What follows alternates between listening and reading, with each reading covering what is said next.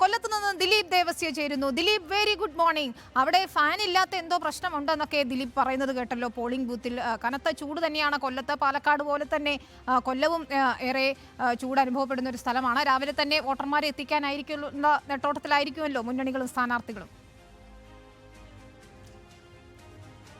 തീർച്ചയായിട്ടും good morning Vineetha and Vinil.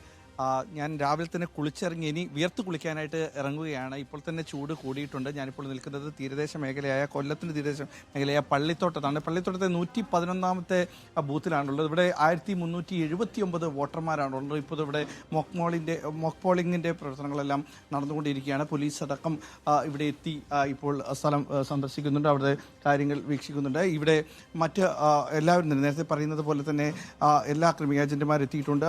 അവരുടെ സ്ഥാനാർത്ഥികൾ ഇന്ന് ഇപ്പോൾ NK പ്രേമചന്ദ്രനാണ് 7 മണിയോടുകൂടി തന്നെ വോട്ട് ചെയ്യും. അതിനുശേഷം 8:30 കൂടിയാണ് CPM-ന്റെ സ്ഥാനാർത്ഥി M മുകേഷ് വോട്ട് ചെയ്യാനെത്തുക.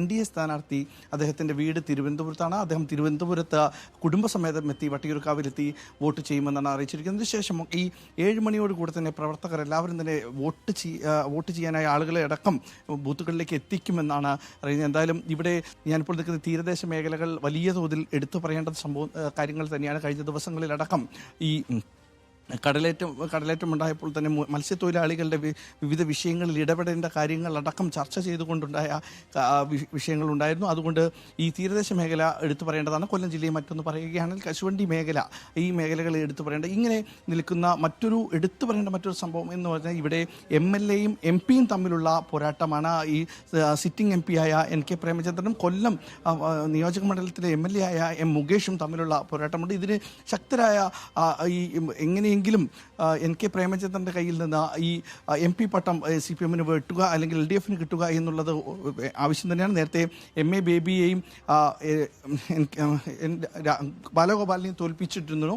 അങ്ങനെ എങ്ങനെയെങ്കിലും NK പ്രേമചന്ദ്രനെ തോൽപ്പിച്ച് വീണ്ടും MP സ്ഥാനം ഈ LDF-ന് കിട്ടുക എന്നുള്ളൊരു ആവശ്യം കൂടി ഇവർക്കുണ്ട്. അതിന് വേണ്ടിയിട്ട് തന്നെയാണ് ആർക്കും തിരിച്ചറിയാൻ കഴിയുന്ന, കുട്ടികൾക്ക് പോലും തിരിച്ചറിയാൻ കഴിയുന്ന സ്ഥാനാർത്ഥിയായ നടനും കൂടിയായ മുകേഷിനെ ഇറക്കിയിട്ടുണ്ട്. മുകേഷ് വലിയ ആത്മവിശ്വാസം തന്നെയാണ് പങ്കുവെക്കുന്നത്. ഈ കഴിഞ്ഞ 59 ദിവസങ്ങളിലായിട്ട് പ്രചരണത്തിനിറങ്ങിയ ആ ഒരു ആത്മവിശ്വാസം മുകേഷ് പങ്കുവെക്കുന്നു. എല്ലാവരെയും പരിചയമുണ്ട് എന്നുള്ള മറ്റൊരു ആത്മവിശ്വാസം. ചില വാചകങ്ങൾ ഉണ്ടായിരുന്നു. കൃഷ്ണകുമാറും മുകേഷും ഒക്കെ സെലിബ്രിറ്റികളായിരിക്കും, സിനിമയിലെ സെലിബ്രിറ്റികളായിരിക്കും, പക്ഷേ കൊല്ലത്തിന്റെ സെലിബ്രിറ്റി NK പ്രേമചന്ദ്രൻ തന്നെയാണ് എന്ന് തന്നെയാണ് അവർ UDF-കാർ അവകാശപ്പെടുന്നത്.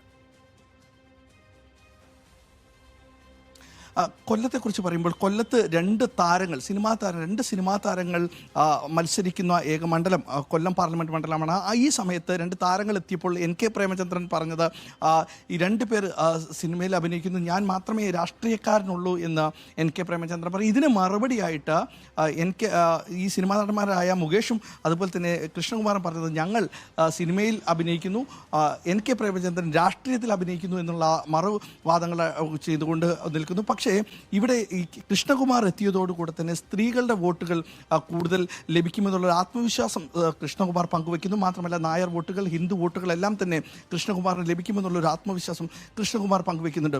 കൂടാതെ ഈ സ്ഥലത്ത് കഴിഞ്ഞ തവണയെല്ലാം തന്നെ ദുർബലരായ സ്ഥാനാർത്ഥികളെ മാത്രമായിരുന്നു BJP വെച്ചതെങ്കിൽ ഇത്തവണ ശക്തനായ സ്ഥാനാർത്ഥിയെ ഇറക്കിയിട്ടുണ്ട്. അപ്പോൾ ടൈറ്റായ മത്സരത്തിന് സാധ്യതയുണ്ട്. എങ്ങനെയായിരിക്കും NK പ്രേമചന്ദ്രൻ്റെ ഭൂരിപക്ഷം കുറയ്ക്കാൻ പറ്റുക എന്നുള്ളൊരു ചിന്ത കൂടി ഈ LDF മുന്നോട്ട് വെച്ചിരുന്നു. എന്തായാലും ഇനി വരുന്ന മണിക്കൂറുകൾക്കുള്ളിൽ തന്നെ ജനം ഇതിന് വിധി എഴുതുകയാണ്. അപ്പോൾ ദിലീപ് ചൂണ്ടിക്കാട്ടിയതുപോലെ തന്നെ ശക്തനായ ഒരു സ്ഥാനാർത്ഥിയാണ് BJP-യും അവിടെ രംഗത്തിറക്കിയിരിക്കുന്നത്. അപ്പോൾ